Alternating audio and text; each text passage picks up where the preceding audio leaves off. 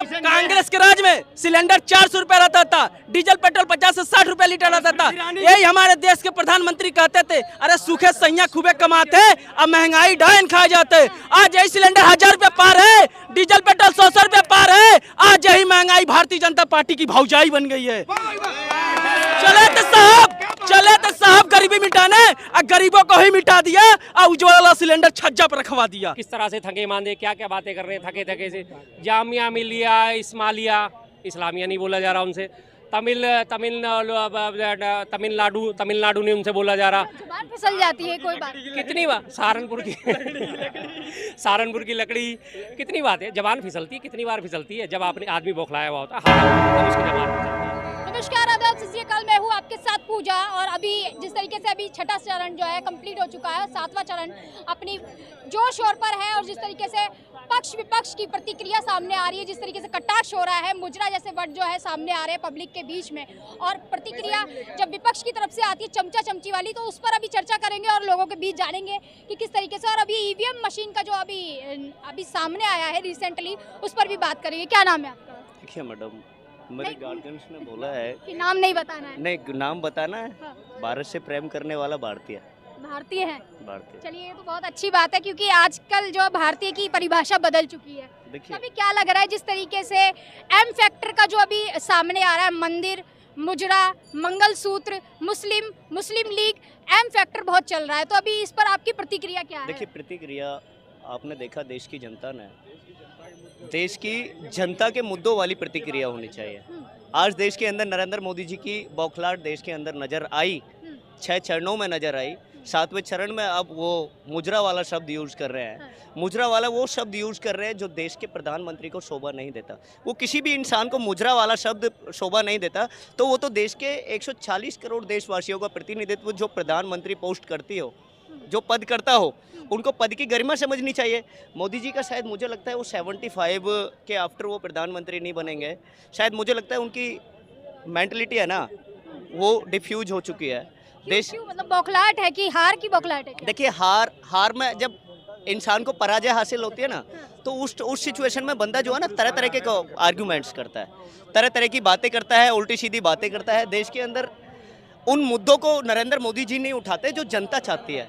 देश की जनता जो मुद्दे चाहती है, वो देश के अंदर बेरोजगारी वाला मुद्दा, देश के अंदर महिलाओं की सुरक्षा वाला मुद्दा, देश के अंदर किसानों का मुद्दा, जिन किसानों से नरेंद्र मोदी जी ने 2014 के अंदर ये आश्वासन दिया था कि हमारी गवर्नमेंट अगर सत्ता के अंदर आएगी, हम सत्ता करेंगे, तो आपको एमएसपी मिनिमम सपोर्ट प्राइस उसको डबल करके किया जाएगा, उनको डबल दिया जाएगा। सरकारी रेट पर जो सरकारी रेट है, उस सरकारी रेट को डबल करने का काम किया जाएगा। वो नरेंद्र मोदी जी उनकी सरकार और उनकी स्टेट जी, उनकी साइकोलॉजिकल सोच उस पद से डिफरेंट होती हुई नजर आई। ये देश की जनता ने देखा।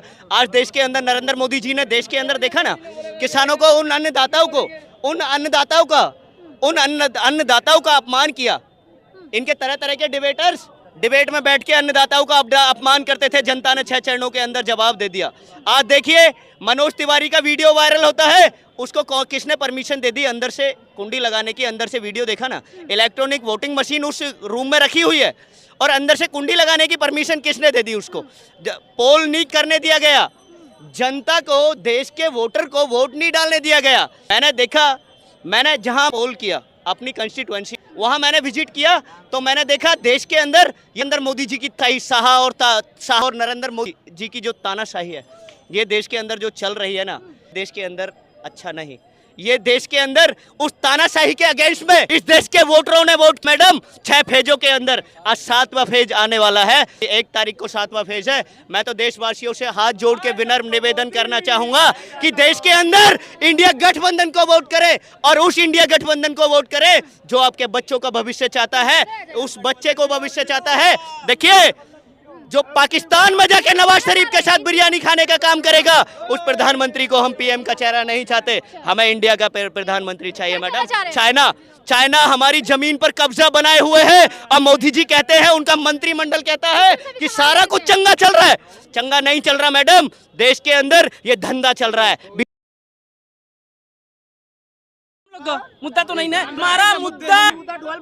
देखिए मुद्दा नहीं है, मोदी जी ने ये नहीं, हमारा मुद्दा है। हमारा है भाई को करना, को कम करना, महिलाओं की सुरक्षा, ये हमारी मुद्दा है। इससे पूछो मोदी जी जो 2014 थे नारा क्या लेके आए थे, बहुत हो गई महंगाई की मार, अब की बार मोदी सरकार, चश्मा अडानी को बेच दिया क्या? सुनिए भाई साहब, भाई पता क्या हुआ, इनके दौर पे रिसेशन आ गया, आर्थिक महामंदी जिसको बोलते हैं 2009 में 10 में, तब आप महंगाई बोलते हैं। प्याज 150 और 200 रुपए से कम नहीं थी, दालें भी सेम रेट पे थी, तब यूपीए सरकार में नहीं बोलेंगे ये अच्छा करने से भाई पे है कि देश के अंदर सिलेंडर महंगा हो जाता है। सुन एक मिनट, सरकार में गलत था इसलिए यूपी सरकार हट गई। अब यूपी सरकार से सवाल नहीं होगा, अब सरकार होगा जो मौन सत्ता में बैठी हुई है सरकार, सवाल उससे होगा। यूपीए सरकार हट गई, अब यूपीए से हमें क्या लेना देना? मैं पता क्यों बोल रहा हूँ यूपीए सरकार, क्योंकि दोबारा लाना चाहते हैं ना यूपीए सरकार, इसलिए बोल रहा हूँ। अब उसका रीजन ये है, यूपीए का जब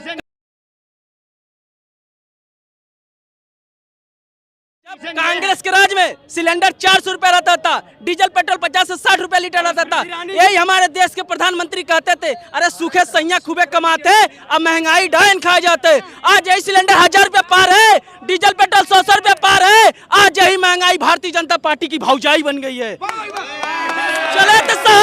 चले तो साहब गरीबी मिटाने, गरीबों को ही मिटा दिया और उज्ज्वला सिलेंडर छज्जा पर रखवा दिया। सर क्या लग रहा है अभी जिस तरीके से प्रधानमंत्री जी एक मंच से मंगलसूत्र जैसी बात करते हैं, एम फैक्टर का बड़ा चलन चल रहा है कि एम से मंगलसूत्र, एम से मुस्लिम लीग, एम से मंदिर, तो इस तरीके के तमाम शब्द जो है सामने आ रहे हैं। और फिर विपक्ष का भी जो है सामने आया है कि चमचा चमची जैसा वर्ड है, उस पर जो है अमन चोपड़ा को बड़ा बुरा लगा, अमिश देवगन को बड़ा बुरा लगेगा। अमन चोपड़ा को तो बुरा लगेगा, उसका नाम ही सिर्फ अमन है, लेकिन उसका काम अमन फैलाना नहीं है।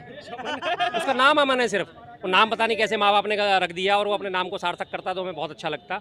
उसका काम लगातार नफरत फैलाना, द्वेष फैलाना, समाज में विद्वेष फैलाना, यही उसका काम है। नाम ही सिर्फ अमन चोपड़ा रखा हुआ है उसने, लेकिन कहीं से भी उसका नाम अमन कहीं नजर नहीं आता उसकी बातों में। तो क्या बौखलाहट नजर आ रही है? क्या बौखलाहट है अभी भाजपा में? पूरी तरह बौखलाहट है, बिखराव है, हताशा है, निराशा है, हर तरीके से। आप देख लीजिए उनके बयानों की भाषा देख लीजिए, उनके नेताओं की भाषा देख लीजिए, उनकी भाव भंगिमा जिसे कहते हैं, बॉडी लैंग्वेज देख लीजिए, किस तरह से थके मांदे क्या क्या बातें कर रहे हैं, थके से। जामिया मिलिया इस्मालिया, इस्लामिया नहीं बोला जा रहा उनसे, तमिलनाडु ने उनसे बोला जा रहा। जुबान फिसल जाती है कोई बात। कितनी बार सहारनपुर की लकड़ी, कितनी बात है, जबान फिसलती है, कितनी बार फिसलती है। जब आपने आदमी बौखलाया हुआ होता है, हारा हुआ होता है, तब उसकी जबान फिसलती है। और अब लास्ट एंड फाइनल उनके बयानों की बिल्कुल जैसे कहते हैं निकृष्टता पे पहुंच गए। 2-2 रुपए के ट्रोल पे वो पहुंच गए, ऐसे जिसे ट्विटर पे आते हैं 2 रुपये के ट्रोल, उनकी हालत वो हो गई है। बयान क्या दे रहे हैं वो, अरे अभी पीछे आपने पटना साहिब में वो गए पगड़ी बांध के, बड़ा तगड़ा बयान उन्होंने दिया। गुरु गोविंद सिंह जी जो 5 प्यारे थे उनमें से एक प्यारा मेरा चाचा था। भाई कहाँ से यार कोई सेंस है तुम्हारे को अपने बाप के उससे दादा का नाम नहीं बता सकते, परदादा का नाम नहीं बता सकते। कितने साल हो गए गुरु गोविंद सिंह को? 300 साल। आप कह रहे हो उसमें एक मेरा चाचा था, जबरदस्ती अपना जोड़ लिया। आज उनका झारखंड में बयान आ रहा है कि इतवार की छुट्टी जो होती है ये तो क्रिश्चियंस ने थे, अंग्रेज थे, उन्होंने हम पे राज करा इसलिए इतवार की छुट्टी शुरू हुई। अरे भैया क्रिश्चियन तो रही, अंग्रेज तो हमारे भारत में कब आए? 1612 में उनकी एंट्री हुई, 1757 से 1857 में युद्ध हुआ और उसके बाद 1947 में लगभग 200 साल में वो छोड़ के निकल गए। और उससे पहले जो हमारे सूर्यदेव हैं जिनको रविवार कहा जाता है, रविवार का नाम ही रवि इसलिए पड़ा क्योंकि सूर्यदेव को समर्पित है, वो उन्हें नहीं दिखा। 200 साल के अंग्रेज दिख गए, क्यों दिखे? अंग्रेजों की चाटुकारिता करती थी। बीजेपी अंग्रेज जो इनकी पेरेंटल पार्टी थी, हिंदू महासभा हुई, चाहे RSS हुई, चाहे इनकी वो अपने जनसंघ हुआ, सारे के सारे हिंदू ये चाटुकार थे अंग्रेजों के, तो उन्हें अंग्रेजों की याद आ गई। कहाँ उन्होंने ला के रख दिया इस देश को यार, कहाँ हमारी गरिमा होती थी, चुनाव की गरिमा। आज पूरा विश्व हमारी तरफ देख रहा है और पूरे विश्व में मैसेज क्या जा रहा है? भारत का प्रधानमंत्री मुजरा की बात कर रहा है। क्या यार कोई सेंस है? वो ढंग की बात करो, किसी अच्छी बात करो, कोई मुद्दे की बात करते, बेरोजगारी की, भ्रष्टाचार की, महंगाई की, देश का इंफ्रास्ट्रक्चर डेवलप करने की बात करते। आप आ गए हो, कांग्रेस आपके घर से टोटी खोल के ले जाएगी, कांग्रेस आपके घर से बिजली काट देगी। भाई कितनों की बिजली काटी? तुम्हारे घर में भी जब से बिजली आ रही है तब भी कांग्रेस थी, तुम्हारे गुजरात में भी बिजली कांग्रेस नहीं दी। नर्मदा बांध का इतना विरोध हुआ, उसके बावजूद कांग्रेस ने उसकी नींव रखी थी, वही बिजली दे रही है। NTPC ना बनाती तो देश को बिजली नहीं मिलती, रियंद बांध ना बनता, भाखड़ा रांगल डैम ना बनता तो भारत को बिजली मिलती। कांग्रेस बिजली देने वाली, तुम कह रहे हो कांग्रेस बिजली काट देगी, तुम्हारे घर से टोटी खोल के ले जाएगी। क्या सेंस है यार? तुम्हारी हार की बौखलाहट, हताशा, निराशा और ऊपर से गर्मी का असर। लू लग गई है, लू मोदी जी को लू लग गई है। लेकिन 400 पार का नारा अभी भी अटल है। खत्म हो गया जी वो तो। 400 पार के गुब्बारे की हवा निकल गई। कुछ भी कह ले। आज की डेट में ना आपने देखा होगा गाड़ियों में, व्हीकल्स में आजकल ट्यूबलेस टायर चलते हैं। ट्यूबलेस टायर में जब पंचर होता है तो उसकी हवा थोड़ी धीरे धीरे निकलती है। आपके स्कूटर में या बाइक में या कार में यहाँ पंचर हो जाएगा तो आप करीब करीब 400-500 मीटर तक उसके सहारे जा सकते हो। 400-500 मीटर जाने के बाद आपकी हवा पूरी तरह टायर की निकलेगी। तो अब 7वां छठा चरण कंप्लीट हो गया। अब उस ट्यूबलेस टायर की, इनके ट्यूबलेस गुब्बारे की हवा बिल्कुल निकल गई, पंचर हो गया। ईवीएम मशीन्स का भी सामने आया है। हाँ जी, ईवीएम मशीन का वास्तव में ये सोचती है जो आंकड़ा जारी कर रहा है मतदान के लिए, वही आंकड़ा 5-6% से बढ़ रहा है। तो ये तो वास्तव में सोचने है इसने। इसलिए तो मैं पिछले कई महीनों से इस बारे में आवाज़ उठा रहा था, विपक्ष को सचेत कर रहा था कि आप सारे मुद्दे छोड़ जाओ, आपका कोई मुद्दा काम नहीं करना। जनता ने वोट आपको देना है, लेकिन मशीन आगे चल के किसको वोट देगी पहले उस चीज़ पर तय कर लो। लेकिन विपक्ष शायद इस मामले में थोड़ा सा ढीला रहा था। इस मामले में राहुल गांधी जी की मैं आलोचना करना चाहूँगा। उन्होंने भारत जोड़ो यात्रा निकाली थी अपनी अक्टूबर से शुरू करके, दिसंबर से शुरू करके, हाँ, और लास्ट में उन्होंने मुंबई में जाके उस मुद्दे को उठाया। थोड़ा पहले उठा लेते तो शायद आज ये दिन हमें देखना डर सता रहा है क्या दिल्ली वालों? डर नहीं सता रहा, ये हकीकत है। जौनपुर में डीएम ऑफिस के पास में पूरा का पूरा डीसीएम कैंटर जो है ईवीएम से भरा मिला। यहाँ पे आपके बल्ली मारान में चुनाव हो रहे थे, ईवीएम खराब हो गई, 3-3 घंटे तक ईवीएम खराब रही। जहाँ जहाँ उन्हें पता है ईवीएम का सबसे बड़ा खतरा पता है क्या, आपको पता चल जाता है पर्टिकुलर किस एरिया से आपको कितने वोट मिल रहे हैं। पहले बैलेट पेपर से चुनाव होता था तो बैलेट पेपर के बक्से पलट दिए जाते थे, सबको इकट्ठा करके सीधा करने चल जाता था और उसके बाद नहीं पता चलता था कि फला एरिया से कितने वोट किस पार्टी को। अब ईवीएम आपकी बल्ली मारान की खुलेगी तो आपको पता चलेगा 1000 वोट में से 700 वोट कांग्रेस को हुए। अच्छा, ये तो इसका मतलब कांग्रेसियों का इलाका हो गया है, तो आपके जो बीजेपी वाले इस एरिया में काम करना बंद कर देंगे। अब इस तरह से एरियो की पहचान होगी। तो जैसे जैसे एरिया जो मुस्लिम बहुल लेकर आके थे, यूपी में आपने देखा संभल में, मुरादाबाद में क्या वोटिंग का हालत करा, स्लो वोटिंग करी, मशीनें खराब कर दी गई, हर तरह से दिक्कत करी गई। लोगों को घर से निकलने नहीं दिया गया, लाठियां बजाई गई उनके ऊपर, उनके आधार कार्ड फाड़ दिए गए, उनके पहचान पत्र फाड़ दिए गए, उनको चेक कर रहे हैं। पुलिस वाले कौन होते हैं चेक करने वाले? काम होता है BLO का, प्रिजाइडिंग ऑफिसर का काम होता है आपकी आईडी चेक करना, आपकी पर्ची चेक करेगा, आपकी आईडी मैच करेगा, वोट डालने देगा। पुलिस वालों ने कैसे चेक करने का अधिकार? उनका सिर्फ काम होता है सुरक्षा, कहीं हंगामा ना हो जाए, कहीं दंगा फसाद ना हो जाए, कहीं और दिक्कत ना हो जाए। लेकिन वहाँ उन्होंने हजारों की तादाद में वोट देने से रोका गया। तो इसलिए इस बात में, इस शंका को भी बल मिलता है हमारी। फर्रुखाबाद की भी एक वीडियो सामने आ रही थी कि जिस तरीके से एक ही पर्सन जो है 8 बार वोट देकर आ रहा है, कमल के बटन को दबा रहा है। प्रेस वायरल हुई तो सामने आया, वीडियो वायरल नहीं होती तो सामने नहीं आता। इस तरह की और सैकड़ों वारदातें हुई हैं। इस तरीके से घपला करके 400 पार का नारा दिया जा रहा है। बिल्कुल, घपला तो शुरू से ही करते आ रहे हैं, घपला आज से थोड़ी कर रहे हैं। घपलेबाज पार्टी है, 10 साल से घपला ही कर रही है और कर क्या रही है। इसके अलावा कौन सा घपला इन्होंने नहीं करा?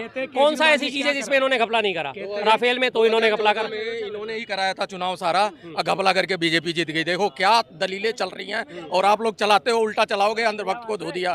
एक बात बताओ, अभी रिजल्ट नहीं आया, इंतजार वो भी सबर। इन्होंने पता है लोटे की तरह मुंह लटका पड़ा है, इनको पता हारना है, अभी से ईवीएम रोना शुरू।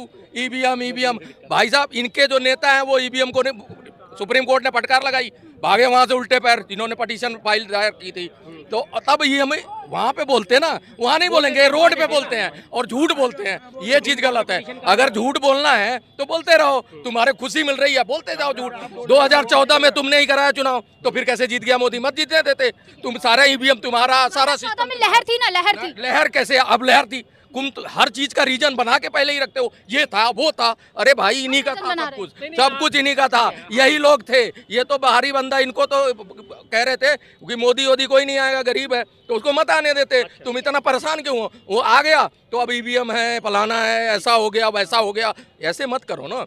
आप जेन्युइन तरीके से लड़ रहे हो अपनी सीटों पे, आप देखो आपको वोट मिल रहा है तो आप ठीक हो, आओ सत्ता में, आपकी सीटें हैं, वेलकम है, मजबूत विपक्ष बन जाओ, वो भी अच्छा है। नहीं तो सरकार बना लो, वो तो बनेगी नहीं। खैर, तो अभी ये कह रहे 2014 से आप मोबाइल चला रहे हो, वही वाला चला रहे हो या बदल दिया? भाई साहब एक चीज बता रहा हूँ, मैं पूछ रहा हूँ सिर्फ, हाँ या ना भाई साहब, हाँ या ना। आगे का जवाब देता हूँ, आगे का जवाब देता हूँ। बदल दिया तो ईवीएम बदल गया। मोबाइल क्यों बदला था? क्यों बदला था इन्हीं की लाई हुई है। भाई साहब? एक वही मैं बात कर रहा हूँ, मेरी बात तो सुन लो यार। मोबाइल आपने बदला, क्यों बदला? खराब हुआ होगा ना, खराब हुआ होगा ना, खराब हुआ होगा ना। पीछे से कान में मत बताइए, बात करें। मैं वो सही कह रहे हैं, वो सही कह रहे हैं। कान में इसलिए बता रहे हैं कि बहुत सारी चीजें, जैसे ये लोग इकट्ठे हो गए एक जगह झुंड बना के, ठीक है, अगर इनको जरा सा भी झूठ भी बोला, वाह वाह वाह वाह वाह वाह हो, क्यों आप भी वही हो, वो चीज आप भी वही है। अच्छा चलिए, मेरे को भी आपने ले डाला। आपको बताऊं, ईवीएम का कोई अगर रहता मामला, तो जब उन्होंने क्या नाम, प्रशांत भूषण गए थे कोर्ट, तो उनको डांट क्यों पड़ती, जबकि वहाँ पे जज बैठे थे इन्हीं के थे। अभी लोकतंत्र बहाल भी हुआ पड़ा है, उसका ढांचा भी नहीं गिरा। सुप्रीम कोर्ट भी तगड़ा हो गया क्योंकि वो केजरीवाल साहब बाहर आए हैं, पहले लोकतंत्र अंदर हो गया था जेल में। ये सारी चीज़ें हो चुकी हैं।